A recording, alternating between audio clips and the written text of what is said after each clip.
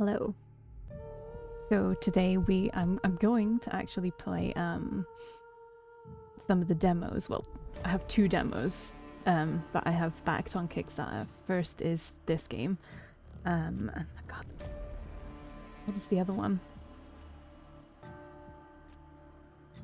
Salvus. I can't actually remember the name. And I've had the demo downloaded for a while, or at least I've backed it on Kickstarter for a while. Anyway. As usual, this is getting tangential and a mess, so let's just go into it. This is apparently, like, dark. Like, all of the characters, like, have something wrong with them. See, now this is my kind of, like, Otome game. Okay. Before I get, like, I don't know, attacked or something. Bad men can stay away from me in real life.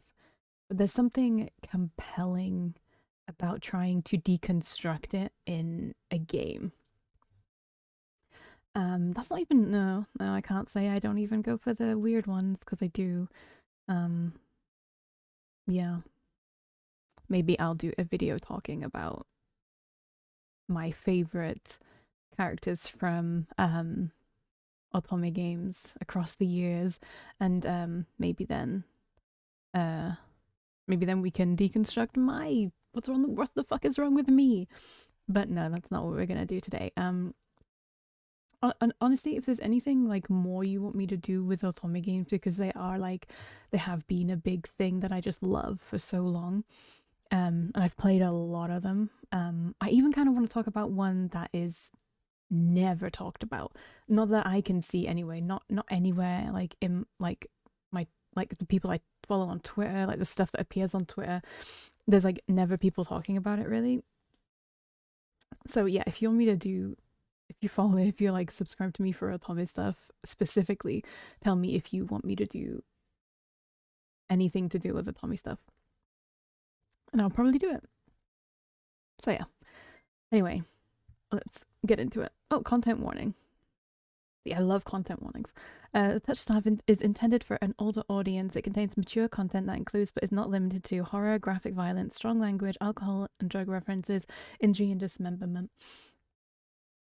Meh. These are all kind of meh content warnings. If you accept the embargo terms and content warning, please click to proceed. Yep, sure. In TOUCHSTARVED, your choices matter. The decisions you make may result in unique dialogue interactions or even choices in red text which contain exclusive content. Try playing through the demo more than once and choosing different options. You might even uncover a secret ending. And remember, there are no wrong choices, only interesting ones. Choose wisely and save often. Sure, I'll save before every choice. I was about to enter my real name. That's what I usually do. Choose your pronouns. Sure. This world began to unravel long before you were born. It began with fogfall. Spectral mist bled from the seams where reality wore so thin it split. And from that fog emerged monsters, inhuman beings with unnatural powers. Some possessed language and intellect, others were mindless beasts driven by little more than a desire to slaughter. As cities fell and unrest spread, humans united in their fear while monsters thrived in the chaos. And then there's you. Me. Oh no, are we not gonna... Okay, one thing I don't like about Otome games is... Ooh, this is interesting. We'll get to that in a minute. One thing I don't like about Otome games is if you don't have a sprite. Make me look like whoever, I don't care. I will implant myself on that person. So I hope that there is like CGs with the character, because otherwise how can you do a kiss CG? You're not even sure if you're human. You were born cursed, with hands that alter the minds of anyone you touch. Choose your backstory. I love a good curse. I love a good you are cursed. Alright, let's see. Ooh. The Unnamed, a fallen oracle. You were raised as an oracle in a remote temple. The priests claimed your touch bestowed enlightenment, but a visiting mage revealed your curse for what it is. Following the mage's word, you fled in search of the cenobium. You regularly experience unnatural premonitions that rattle your body and soul. An innate sixth sense gives you a heightened awareness of hidden supernatural presences around you. The Hound, a forsaken thief. You were raised by society's outcasts, criminals who accepted you when nobody else would. Your partner in crime, a friend since childhood, helped you steal enough money for a cure, then betrayed you. They left you with only enough coin to travel to the Cenobium, your last hope. You have sharply honed social intuition. You can survive and even thrive in the violent underbelly of any city, using your experience with the underworld to get ahead. Oof. The alchemist, an abandoned mage, an exiled Cenobian mage, took you in as a child, raising you as her apprentice. She seemed to take pity on your curse, but you discovered that she was cultivating you as a test subject. You fled to the Cenobium, seeking a cure. You're an experienced spellcaster with an encyclopedic knowledge of alchemy, spellcraft, and history. With a little observation, you can identify the subtle effects of magic. Okay, I don't actually usually like this type of backstory in general. It usually... Okay, so I can't really speak for the other two, but if the Hound or the Forsaken Thief was an NPC, I would say this person would be playful, and be playful because they're hiding a dark past. I don't want to be that type, because I think that type is a big cliche, and I think cliches can be great, actually. But this particular one isn't necessarily for me, but I'm going to choose this one because it seems the most interesting. And I like to have the, like, social intuition. Your name is Valkii. You selected she, her pronouns. Your backstory is the Hound. Is this correct? Yeah, sure.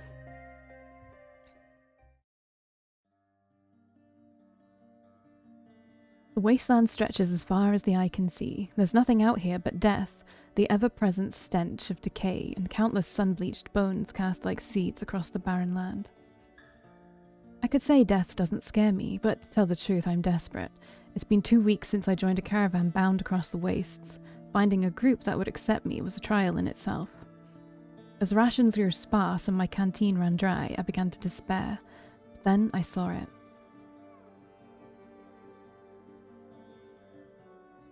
Iridia, the city of knowledge, one of the last bastions of humanity left in the world and home to the famous academy called the Cenobium. All the world's knowledge gathered in one place. If there's anywhere I'll find a cure for my curse, it's there.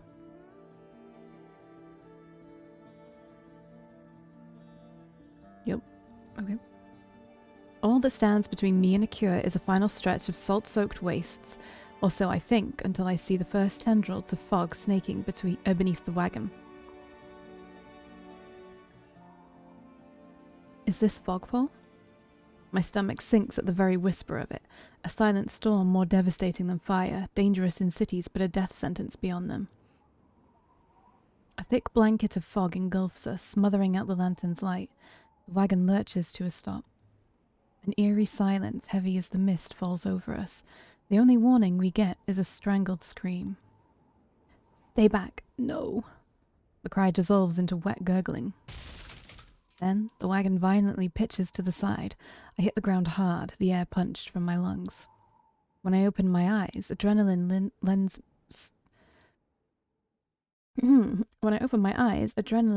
sudden awful clarity to the carnage around me. A trader I once shared bread with lies face down in the mud, their back reduced to long strings of torn muscle, gleaming gristle, and exposed bone. Bodies litter the wasteland. I try to rise, but my ankle explodes with pain so blinding, white blooms across my vision. Only when my eyes adjust do I see the dark shape in front of me. Soulless, stoops over the twisted form of a caravaneer. I freeze, but it swivels its head.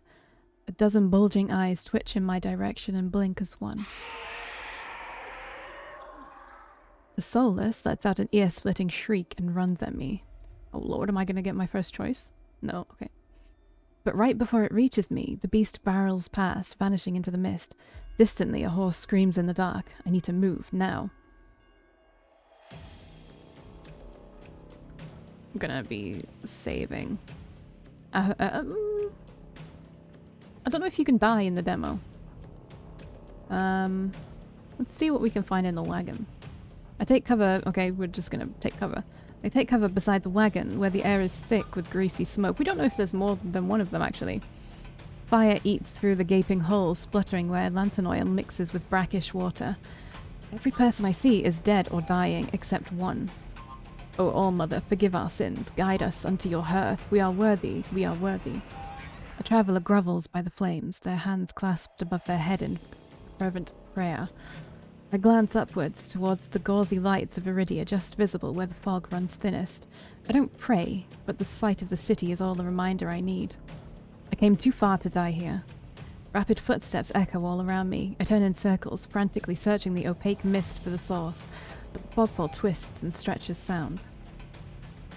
Suddenly, the caravan's driver bursts forth from the fog. Our eyes meet too late. He slams into me, knocking me to the ground, and slips in a patch of mud.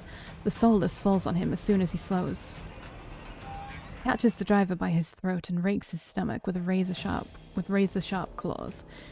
He comes apart like wet paper, spilling intestines and viscera in a steaming tide. Fighting the urge to heave, I claw frantically through the slippery muck for a handhold. Shit. My hand catches on the jagged edge of rib jutting up from the water. Bandages unfurl around the gouge torn deep into my palm. The pain's quickly forgotten when a hand closes around my wrist. You stand. The praying traveller leans over me. We need to run. They reach for my hand, and I realize too late that my bandages have come undone. No, don't touch me. The sensation of their thumb brushing the back of my hand sends a shiver down my spine. All it takes is one touch, and in the space of a breath, my curse takes hold. Their lips peel back into a deranged grin. He's laughing. I'm not. Maybe if the camera wasn't on, I'd do stupid stuff, but it's on, and I'm too self-conscious for that. No, I've seen this face countless times before. This is my curse, madness of my own making. Their grip on my hand tightens until pain radiates from my knuckles. Let me go. Suddenly, clammy hands crush my throat, choking off my breath. Die, die, die, die, die, die, die, die, die. Spit bubbles at the corners of their mouth and flecks my face. The edges of my vision darken as my lungs scream for air. Just in case I die. Fight them off. My nails gouge deep into the traveller's wrists, but no matter how much blood I draw, they don't flinch. This is probably a neither of your choices matter, because if I tried to scream for help, he would have choked me harder and nothing would have come out anyway. Let's see, shall we? Let's see if my help. There you go. See, I am a connoisseur of these games. Not that it wasn't obvious. I tried to scream, but the fingers squeezing my windpipe cut me off. The more I struggle, the tighter their grip grows. My pulse hammers in my ears, slowing with each thudding beat. This can't be happening. I'm going to die. And not because of the fogfall or the soulless, but because of my own curse. Tears sting my eyes. No, no, no, not here. Not like this. The hands drop from my neck, leaving me wheezing for air. My lungs burn with each ragged cough. My vision clears and the traveller's face takes shape, hovering inches from mine, lips still split in that macabre smile, even as blood seeps between their teeth.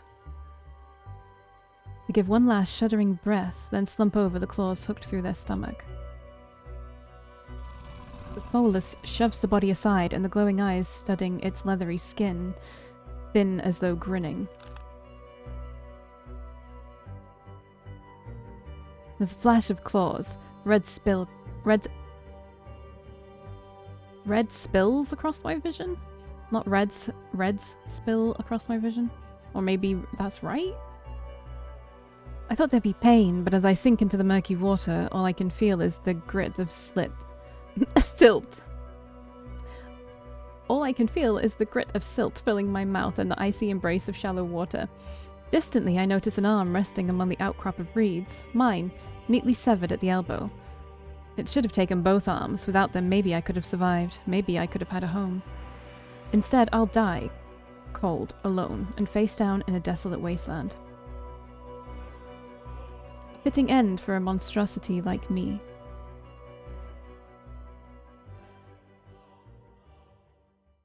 If this is death, it's not as bad as I feared. The cold is gone, as is the choking stench of bog water. I could drift forever, cocooned in oblivion until all thought and sensation vanished. No curse, nobody howling at me in madness and terror, nothing at all. The thought has a terrible appeal to it. But the next moment I take a reflexive breath. Air pours into my lungs, then out again in a ragged gasp. Feeling comes flooding back. Warm cloth on my bare skin, a firm surface underneath me, a strange tang of sulphur in the air. Do not be afraid.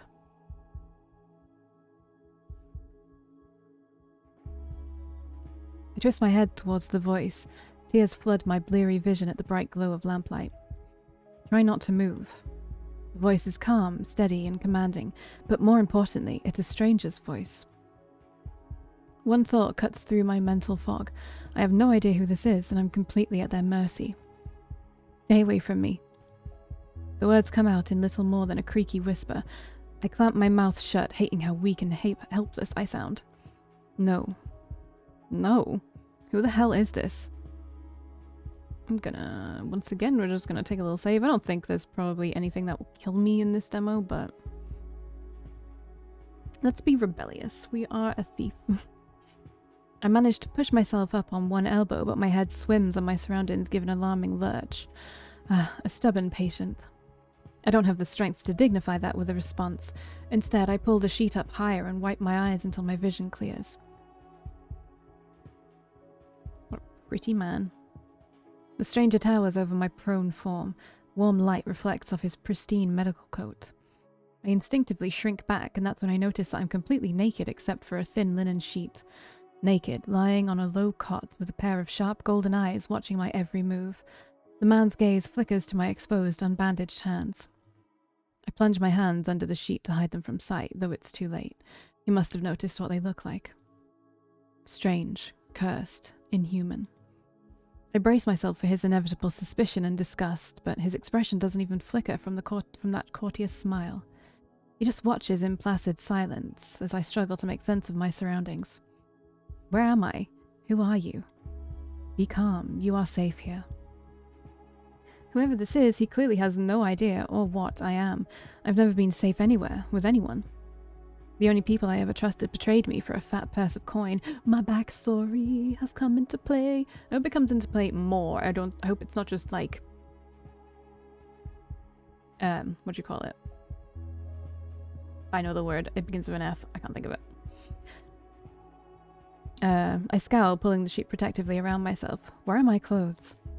The man's golden eyes narrow slightly. A sharp sigh rustles the papers in his hands.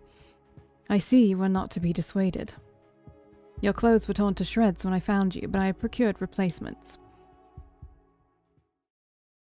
Give me his Sprite, please.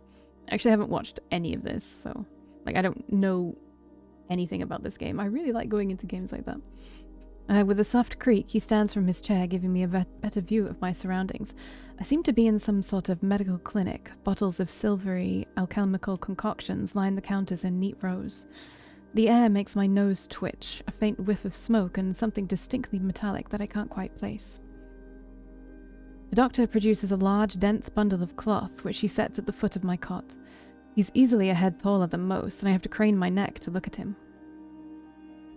It's a very nice sprite. I'm just gonna keep saving. How many do I get here? A lot.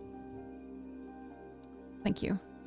I should be polite if I can, especially since I don't know who this is, what he can do, or what he wants with me. Thank you. You are welcome. I will leave you to get dressed. With a curt nod, he leaves through a narrow door. Seems a bit pointless when you've already seen everything, but I guess it's gentlemanly. I hear a soft click as the lock turns behind him. I count to 3 in the sudden silence. When I don't hear any more footsteps, I reach for the bundle of clothes.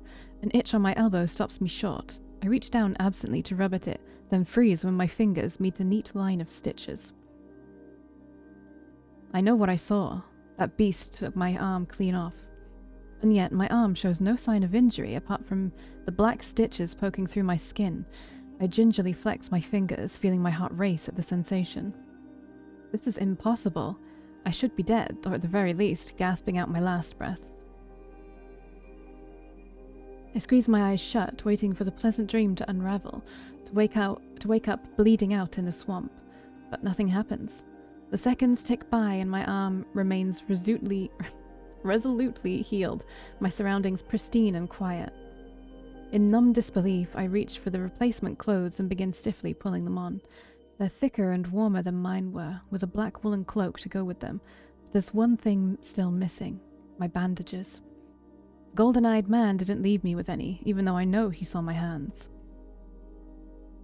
I slide off the bed and take a few unsteady steps towards one of the drawers. If this is indeed a doctor's clinic, there must be bandages somewhere. I start opening drawers at random, and of course, that's when the door swings open once more. Are you looking for something? I whirl around, clutching a thick roll of clean bandages. I try to step back from him, but my legs bump up against the edge of the cot. Your caution is understandable, though if I meant you any harm, you would know. It doesn't make me feel better in the slightest, but he makes no move towards me, so I quickly wind the bandages around my hands. The glowing scars and mottled skin disappear under a layer of clean white cotton. May I ask why you need additional bandages? I clench my jaw. I knew it would only be a matter of time before he asked about my hands, though the way he does it is strangely roundabout.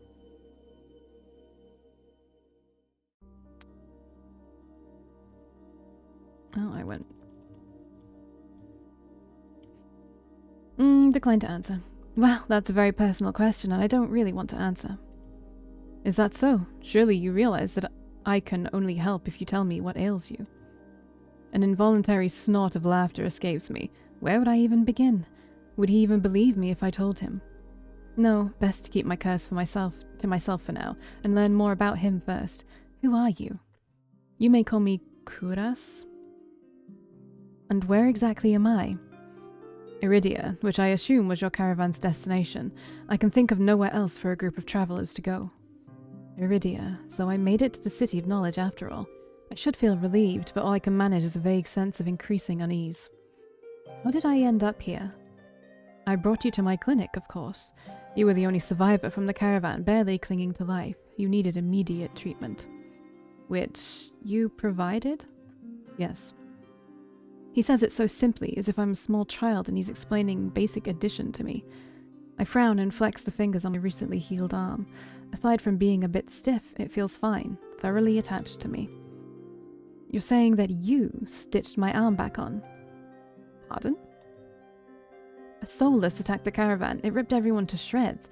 It tore my arm clean off. When I woke up here, I trail off, bewildered. I've never heard of any magic that could heal a mortal wound like that. What kind of person could do such a thing? The doctor, Kuras, pinches the bridge of his nose. Kuras? It just doesn't sound right. Kuras. Kuras sounds right. Should I just keep saying it like that? If I'm wrong, then when I actually play this when the whole game comes out, which is in like 2 friggin' years, by the way, or something like that, then I will say it differently. He sits back down in his chair, quiet for a long time. I do not know where you come from, but Iridia is the city of knowledge and deadly secrets alike. Information is power, and it is most unwise to give or receive it freely. Since you have refused to divulge your secrets, I will not divulge mine. I do not even know your name. You are new to Iridia, so I will overlook this specific breach of etiquette. However, you should not expect others to extend the same courtesy. Do you understand? He looks pointedly at my freshly bandaged hands. Loath though I am to admit it, he has a point. I'm also a complete stranger to him, and if he's telling the truth, he saved my life. I take a deep, steadying breath. This time, when I speak, I sound a bit more like myself. Valkii. My name is Valkii. It is a pleasure to meet you, Valkii. There's a little more warmth in his smile, his polite demeanor back in an instant. I'm gonna thank him again. Politeness, you know. Even maybe fake politeness, I don't know. Thank you for saving my life. I chance a smile in return. Even if he won't explain how he did the impossible, there's no doubt in my mind that I'd be dead if not for Kuras. Think nothing of it. I'm not sure if he's just being excessively courteous, but his words only raise more urgent questions. But I have to ask, why did you save me? You don't know me. The question seems to startle Kuras. I could hardly leave you to die in the wastes. Assisting those in need is the very essence of a doctor's duty. I've never met a doctor who's handed out free clothes. My fingers find the edge of the cloak. There's a subtle but delicately embroidered pattern around the hem. I need to sneeze.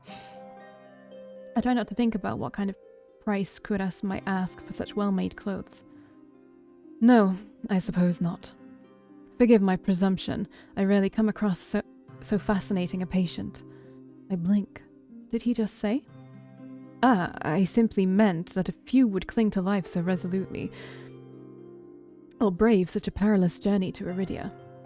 I could not help but being curious about you, Valkii. His voice dips to a soft murmur and he abruptly looks away from me. I'm just doing it for caution's sake. You're pretty curious yourself. Am I? Well, I haven't forgotten about my arm. I wriggle my intact fingers at him. Clearly not. But you haven't asked me for any payment either. I require none from you. Travelers do not have an abundance of coin, and it would be unethical to leave you destitute in a strange place. I fall silent, unsure what to say to that. Nobody would help a horror like me for free. There has to be some kind of catch or trick, right? A loud knock at the front door stops our conversation cold and spares me from having to say anything else. Duty calls. Unfortunately, you are not my only patient today. The knocking grows more insistent and Kuras lets out a tired sigh. Please, wait your turn. Though he says it quietly, the clamour on the other side of the door abruptly stops. Do you need anything before you leave, Valkii? Oh. Between the soulless attack and my miraculous survival, I'd almost forgotten why I came to Iridia in the first place. I need directions to the cenobium. The cenobium? The look on his face is downright chilling. He pauses, choosing his words with cold deliberation when he speaks again. Whatever you seek, it is very unlikely you will find it there. The cenobium's gates open for precious few visitors. Even if they did, you would not like what you found inside. My heart sinks. Is he saying that I came all this way for nothing, risked life and limb for nothing? No, that can't be. I've only just arrived, and Iridia is the largest city still standing. There has to be a cure for me here. Then if not the cenobium, where would you suggest? Do you know anyone else in Iridia? I shake my head. Then I suggest the local guide. Head to the wet wick and ask for Leander. Okay, I know Leander. I've seen him. I follow their Twitter, obviously, because they're still doing their Kickstarter now, actually. If I upload this today, then the Kickstarter will still be going. Yeah. Okay. And they're doing more goals. They've more than reached their goal, but they're doing more stretch goals. Excuse me? The wet what? The wet wick. He sounds deeply unamused. Follow the postings advertising Leander's bloodhounds. They are difficult to miss. When you meet Leander, tell him I sent you. That isn't much to go on, but Kuras points towards the clinic's back door. You will be safe so long as you do not draw attention to yourself. That's easier said than done.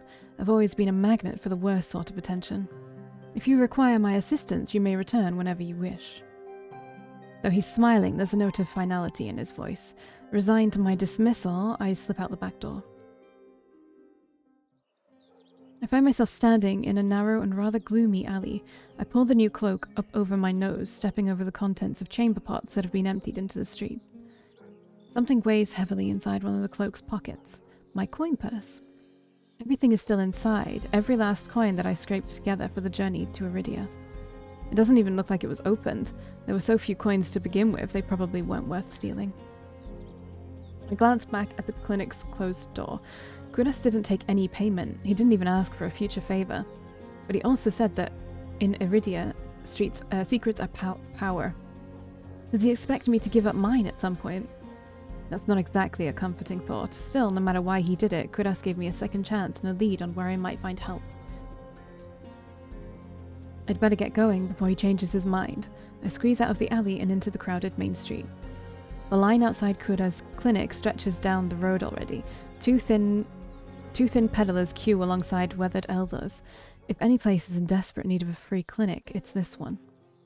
The Cobblestones are treacherously rough under my feet, deep grooves worn between them by regular flooding and decades of hard use. I knew Iridia was a river city, but I didn't expect it to look so eroded. The buildings are tired and dilapidated, all crammed together in narrow streets. A child darts by, clutching something greasy wrapped in paper.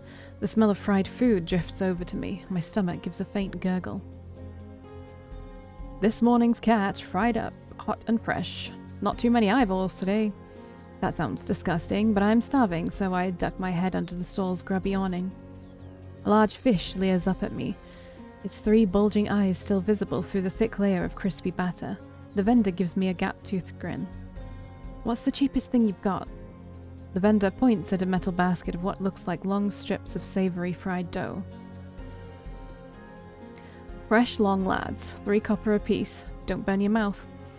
I take the coins out, counting them gingerly. At this rate, I might not even be able to afford dinner. Reluctantly, I drop the payment on the counter and take my meal. 2 streets later, I pass under a wrought iron archway adorned with dangling garlands of red and pink lilies. The buildings in this quarter are a dizzying riot of colour, painted walls and tinted glass everywhere I look. Sheer red and pink curtains flutter in open doorways. Musical voices call out invitingly. Incense mingles with the pungent scent of flowers, barely covering the salt and musk of warm bodies. This must be Iridia's entertainment district. I'm polishing off my food and dusting the crumbs from my hands when I spot a poster. It features the silhouette of a smiling man wearing a single dagger-like earring and the word Bloodhounds printed above his head. A motto, as above so below, circles the artwork. If Leander is the leader of the Bloodhounds, then the face printed on the poster is likely his. I follow the line of identical posters around the corner and nearly hit my head on a precariously dangling wooden sign. Looking up, faded orange letters read, "The Wet Wick." The facade of the building looks like it's seen better days, but I hear faint music and laughter coming from inside.